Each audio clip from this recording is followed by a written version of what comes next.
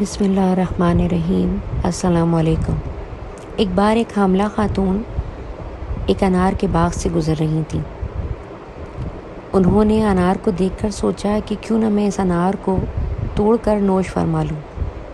پھر ان کے دل میں خیال آیا کہ یہ تو امانت میں خیانت ہوگی، بنا والی کی اجازت کی چیز لینا خیانت کہلاتا ہے۔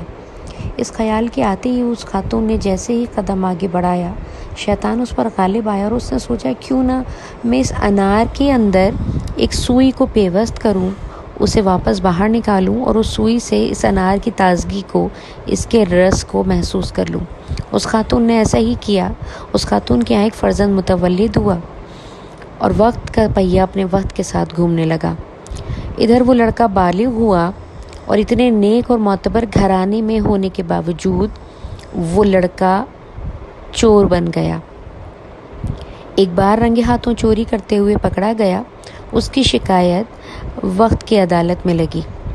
جب وہ حاکم کے سامنے پیش ہوا تو حاکم نے اس لڑکے کو دیکھ کر نہایت حیرت سے کہا کہ ایسے گھرانے کا فرزند چوری کرتے ہوئے پکڑا گیا، اس کی ماں کو طلب کیا جائے۔ جب والدہ آئیں تو ان سے دریافت کیا کہ کیا وجہ ہے آپ کا بیٹا چور بنا۔ انہوں نے نہایت پشیمانی کے ساتھ ندامت کے آنسو بہاتے ہوئے کہا کہ اور کوئی وجہ تو مجھے معلوم نہیں، ہاں اتنا معلوم ہے کہ جب یہ میرے شکم میں تھا تو ایک بار میں انار کے درخت سے میں نے اس طریقے سے سوئی پیوست کی کہ اس کا رس انار میں لگ جائے اور وہ میں نے نوش جان کیا تھا۔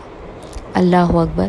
ہمارا ایک چھوٹا سا غلط عمل ہماری زندگی بھر کی کمائی پر کس طرح پانی پھیر دیتا ہے۔